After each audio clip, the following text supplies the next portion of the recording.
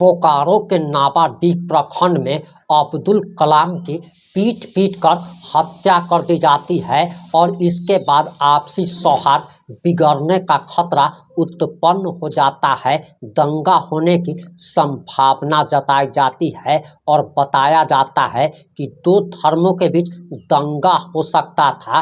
वहां पर माननीय विधायक श्वेता सिंह, जो कि वहां की लोकल विधायक हैं, वो नहीं पहुंचती हैं, फरार रहती हैं और मामला बिगड़ता देखकर जैसे ही जयराम महतो को इसके बारे में सूचना दी जाती है, जयराम महतो अपने दल बल के साथ नावाडीह प्रखंड पहुंचते हैं। वहां पर थानाध्यक्ष के सामने, बीडीओ के सामने, सीईओ के सामने मामले को, इतने बड़े मामले को मात्र 2 मिनट के अंदर सुलझा लिया जाता है। उसी समय विधानसभा अध्यक्ष को फोन लगाया जाता है, स्वास्थ्य मंत्री इरफान अंसारी से बात की जाती है और एक बड़े दंगे को जयराम महतो ने 2 मिनट की कार्रवाई में रोक दिया और जयराम महतो की इस नेतृत्व क्षमता को देखकर साफ तौर पर कहा जा सकता है कि जयराम महतो झारखंड का अगला सीएम बन सकता है।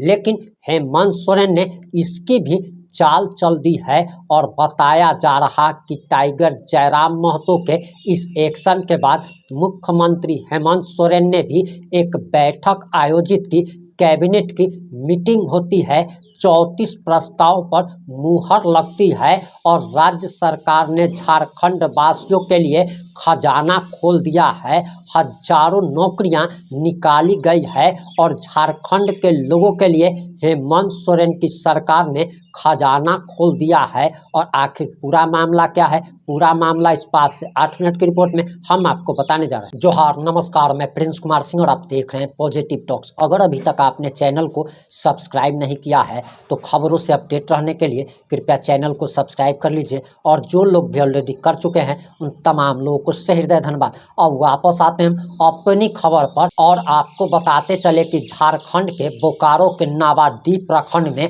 अब्दुल कलाम की पीट पीट कर हत्या कर दी जाती है और इसके बाद दो धर्मों के बीच आपसी सौहार्द बिगड़ने का खतरा उत्पन्न हो जाता है। यह लोकल मामला होता है, लेकिन इसके बावजूद भी विधायक श्वेता सिंह नहीं पहुंचती है। टाइगर जयराम महतो को जैसे ही फोन जाता है वह तुरंत पहुंचते हैं। थानाध्यक्ष को बुलाया जाता है, बीडीओ को बुलाया जाता है, सीईओ को बुलाया जाता है और हजारों लोगों की उपस्थिति में टाइगर जयराम महतो ने चुटकी बजाते ही मात्र 2 मिनट में फैसला करा दिया। और आपको बताते चले कि टाइगर जयराम महतो ने जिस नेतृत्व क्षमता का कल परिचय दिया है वह काबिले तारीफ कही जा रही है और बताया जा रहा है कि वहाँ की स्थिति बदतर हो गई थी और ऐसा लग रहा था कि जैसे दो धर्मों के बीच में कभी भी दंगा हो सकता है। वहीं आपको बताते चले कि झारखंड सरकार के मुख्यमंत्री हेमंत सोरेन के नेतृत्व में कैबिनेट की मीटिंग होती है, 34 प्रस्ताव पर मुहर लगती है। झारखंड के लोगों के लिए सरकार ने खजाना खोल दिया है और आगे आप झारखंड सरकार के गृह सचिव का ये बयान सुनिए। कुख्यात अपराधियों की गिरफ्तारी हेतु पुरस्कार राशि घोषित करने की नीति में संशोधन के संबंध में, इससे पूर्व की जो नीति थी उसमें सिर्फ उग्रवादियों की गिरफ्तारी हेतु पुरस्कार राशि घोषित थी, लेकिन अभी अन्य अपराधियों के लिए भी अलग अलग वर्गीकरण किया गया है और पुरस्कार राशि घोषित की जाएगी। इसमें अन्य अपराधियों के लिए 3 कैटेगरीज रखे गए हैं, 3 से अधिक हैं, 5 कैटेगरीज। वो जैसे ग्रेड ए में है, दर्ज कांडों की न्यूनतम संख्या 20 होनी चाहिए, संगठित या असंगठित गिरोह के हिस्सा है और वर्तमान में उसकी सक्रियता रहनी चाहिए। इस तरह के उनके कांडों जो उनके विरुद्ध दर्ज हैं उसकी संख्या के अनुसार अलग अलग। अधिकतम 20 लाख से 30 लाख रुपए तक पुरस्कार राशि है, जो जिसमें कि दर्ज कांडों की संख्या जो है वो 20 होनी चाहिए और न्यूनतम ग्रेड ई है जिसमें दर्ज कांडों की न्यूनतम संख्या 3 होनी चाहिए और 2 लाख की पुरस्कार राशि उसमें है।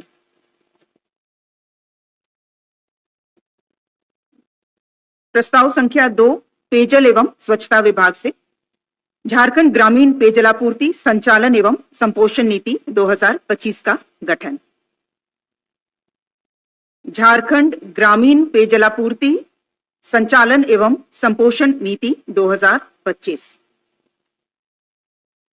इसके तहत जो ग्रामीण क्षेत्र में जल जीवन मिशन के तहत हर घर नल से जल योजना लागू की जा रही है और दूसरी हमारी पेयजलापूर्ति की योजनाएं हैं, उसके संचालन के लिए ग्राम स्तर से लेकर के राज्य स्तर तक संस्थागत व्यवस्था लागू की जाएगी। अभी वर्तमान में राज्य स्तर पर और जिला स्तर पर इसका गठन है। जैसे जिला में हमारा जिला जल एवं स्वच्छता समिति है, तो इसे प्रखंड स्तर पर भी रहेगा। जहां पर सिंगल पंचायत में योजना है तो वहां पंचायत स्तर पर, और जहां पर 2-3 पंचायतों में अगर योजना है, बहुग्रामीण जलापूर्ति योजना है, तो वहां पर प्रखंड के प्रमुख जो हैं उसकी अध्यक्षता करेंगे उस समिति की। संचालन के लिए जो राशि की आवश्यकता होगी वो शुल्क से रहेगा। साथ ही साथ इसके अलावा जिन जिलों में डीएमएफटी या सीएसआर की राशि उनके पास उपलब्ध है या फाइनेंस कमीशन की राशि जो पंचायतों को मिलती है उसका भी व्यय किया जा सकेगा। प्रस्ताव संख्या 3 महिला बाल विकास एवं सामाजिक सुरक्षा विभाग से केंद्र प्रायोजित वन स्टॉप सेंटर योजना अंतर्गत 7 अतिरिक्त नए वन स्टॉप सेंटर के संचालन की स्वीकृति। जो 7 नए हैं इसमें 2 रांची में होंगे, 2 जमशेदपुर में, 1 बोकारो, 1 धनबाद और 1 हजारीबाग। बोकारो, धनबाद और हजारीबाग में 1-1 वन स्टॉप सेंटर। इसमें महिलाएं जो किसी भी प्रकार की हिंसा से पीड़ित महिलाएं जो हैं उनको तुरंत सहायता के लिए ये डेसिग्नेटेड प्लेस है, जो वर्तमान में हर एक जिला में 1-1 वन स्टॉप सेंटर चल रहा है। प्रस्ताव संख्या 4 महिला बाल विकास एवं सामाजिक सुरक्षा विभाग से प्रधानमंत्री जनजाति आदिवासी न्याय महाअभियान पीएम जन मन के तहत राज्य अंतर्गत particularly vulnerable tribal group PVTG बहुल क्षेत्रों में 275 आंगनवाड़ी केंद्रों की स्थापना, संचालन एवं भवन निर्माण की स्वीकृति। प्रस्ताव संख्या 5 वित्त विभाग से राज्य सरकार के कर्मियों को दिनांक 1/1/16 से प्रभावी पुनरीक्षित वेतनमान में दिनांक 1 जनवरी 2025 के प्रभाव से महंगाई भत्ता की दरों में अभिवृद्धि के संबंध में।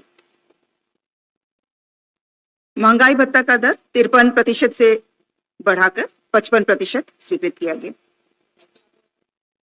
1 जनवरी 2025 से।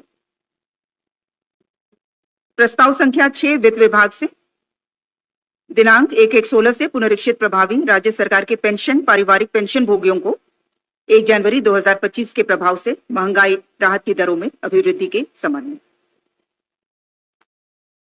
प्रस्ताव संख्या 7 है कार्मिक विभाग से एचआरएमएस अंतर्गत विकसित विजिलेंस क्लियरेंस इंफॉर्मेशन सिस्टम के माध्यम से निगरानी स्वच्छता प्रमाण पत्र प्राप्त करने की स्वीकृति के संबंध में। इसमें कार्मिक विभाग द्वारा एचआरएमएस अंतर्गत ही एक विजिलेंस क्लियरेंस इंफॉर्मेशन सिस्टम विकसित किया गया है। तो जो भी विजिलेंस क्लियरेंस होता है वो उसी पोर्टल पर अपलोडेड रहेगा, ताकि विभाग को जब कोई प्रोन्नति करना होता है तो हर बार उन्हें निगरानी विभाग से स्वच्छता प्रमाण पत्र प्राप्त करना होता है पत्राचार करके। तो ये अपलोडेड रहेगा और ये 1 महीने तक इसकी वैलिडिटी रहेगी। जो जनरेटेड ऑनलाइन निगरानी स्वच्छता की वैधता जो है अगले माह की 15 तारीख तक होगी। तो इसलिए कंटिन्यूअस अपडेटेड रहेगा और इसको ऑनलाइन ही सभी विभाग एक्सेस कर पाएंगे। प्रस्ताव संख्या 8 कल्याण विभाग से झारखंड राज्यांतर्गत अनुसूचित जनजाति, अनुसूचित जाति, अल्पसंख्यक एवं पिछड़ा वर्ग कल्याण विभाग के नियंत्रणाधीन संचालित 2 आश्रम विद्यालयों को 10+2 तक उत्क्रमित करने के संबंध में। ये 2 आश्रम विद्यालय हैं, आश्रम विद्यालय पर्वत विहार जामताड़ा और आश्रम विद्यालय सिसई गुमला।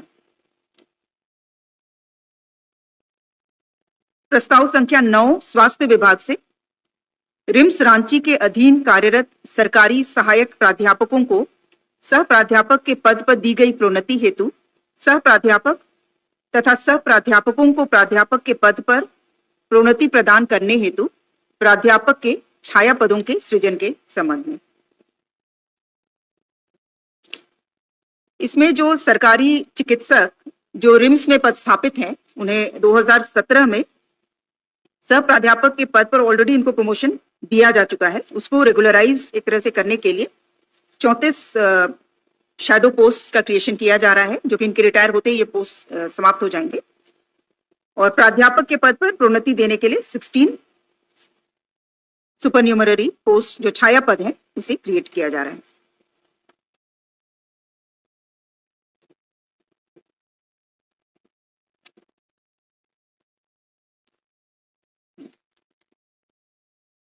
प्रस्ताव संख्या 10 स्वास्थ्य विभाग से।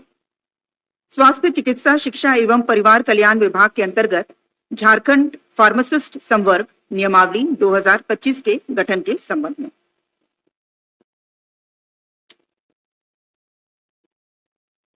प्रस्ताव संख्या 11 स्वास्थ्य विभाग से। झारखंड सेवा संहिता के नियम 76 को छांट करते हुए स्वर्गीय अरविंद कुमार सेवानिवृत्त परिवार कल्याण कार्यकर्ता सामुदायिक स्वास्थ्य केंद्र ईचागढ़ सरायकेला खरसावां के कुल 17 वर्षों की अनाधिकृत अनुपस्थित अवधि को झारखंड सेवा संहिता के नियम 236 के तहत असाधारण अवकाश के रूप में विनियमित करने की स्वीकृति के संबंध में।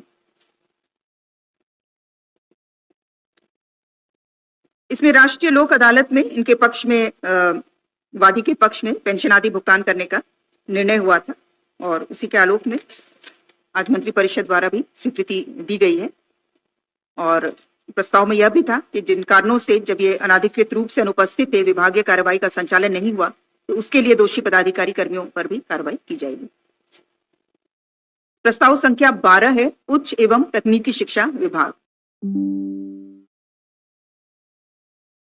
3 वर्ष के लिए यथा 24-25, 2025-26 एवं 2026-27 तक अथवा योजना चालू रहने की तिथि तक जो भी पहले हो, इसके लिए अवधि विस्तार की स्वीकृति। प्रस्ताव संख्या 15 गृह कारा एवं आपदा प्रबंधन विभाग से स्वर्गीय संगीता कुमारी भारतीय पुलिस सेवा के एयर एम्बुलेंस में हुए व्यय राशि 6,40,000 मात्र की प्रतिपूर्ति की स्वीकृति के संबंध में। आपने पूरा बयान सुन लिया होगा। अब इससे साफ तौर पर लग रहा है कि जैसे कि हेमंत सोरेन अगले 20 साल तक मुख्यमंत्री बनने की तैयारी कर रहे हैं। उन्हें समझ में आ रहा है कि जिस प्रकार से टाइगर की लोकप्रियता बढ़ रही है, टाइगर 2029 में मुख्यमंत्री बन सकते हैं। इसी के लिए हेमंत सोरेन ने अपने 20 साल आगे तक मुख्यमंत्री बने रहने के लिए झारखंड के लोगों के लिए खजाना खोल दिया है। इस पर आपकी क्या प्रतिक्रिया है? अपनी प्रतिक्रिया जरूर दीजिएगा। जुड़े रहें हमारे साथ। जय हिंद, जय भारत।